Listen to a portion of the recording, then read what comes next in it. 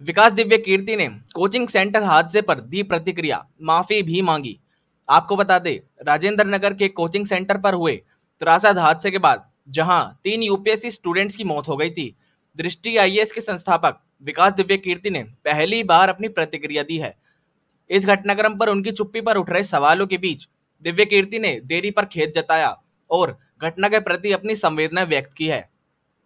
दिव्य कीर्ति ने कहा, हमें खेद है कि हम अपना पक्ष रखने में देरी कर रहे हैं। हम नहीं चाहते थे कि अधूरी जानकारी के आधार पर कुछ भी कहें। इस देरी के लिए हमें हृदय से क्षमा प्रार्थी हैं। 27 जुलाई को राजेंद्र नगर स्थित कोचिंग संस्थान की बेसमेंट में हुई घटना से विद्यार्थियों की मौत हो गई, जिसमें श्रेया, तान्या सोनी और निविन डाल्विन की दर्दनाक मौत से हमें गहरी संवेदना व्यक्त करते हैं। हम उनके परिवारों के साथ हैं और इस अपूर्णीय क्षति को सहन करने की शक्ति की कामना करते हैं। विद्यार्थियों में दिख रहा रोष पूरी तरह से न्याय संगत है।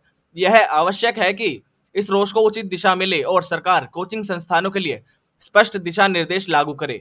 हम सरकार के साथ सक्रिय सहयोग के लिए तत्पर हैं। कोचिंग संस्थानों से जुड़ी समस्याएं इतनी सरल नहीं है जितनी दिखाई देती हैं। कानूनों में अस्पष्टता और अंतविरोधी की वजह से समस्याएं उत्पन्न होती हैं। डीडीए, एमसीडी और दिल्ली फायर डिपार्टमेंट के नियमों में असंगति है। केंद्रीय गृह मंत्रालय द्वारा नियुक्त समिति की रिपोर्ट आने पर ही हम इन बिंदुओं का समाधान की उम्मीद करते हैं। टीम दृष्टि विद्यार्थियों की सुरक्षा को लेकर अत्यधिक सतर्क है। हमारे पास फायर एंड सेफ्टी ऑफिसर की विशेष नियुक्ति है जो नियमित रूप से सेफ्टी ऑडिट करते हैं।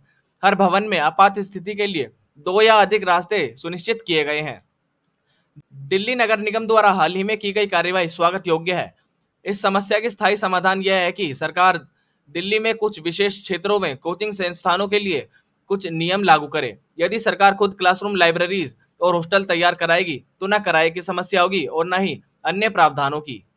हम जल्द ही इस विषय पर एक विस्तृत विश्लेषण लेख या वीडियो जारी करेंगे ताकि सभी हितधारक पूरी जानकारी प्राप्त कर सकें। हमें विश्वास है कि जब सारे पक्ष सामने आएंगे तब समाधान की सही राह निकलेगी। यदि हमारी टीम में से किसी भी प्रकार की चूक हुई है तो हम पुनः खेद प्रकट करते हैं। अब हम विद्यार्थियों की सुरक्षा को लेकर अत्यधिक सतर्क हैं।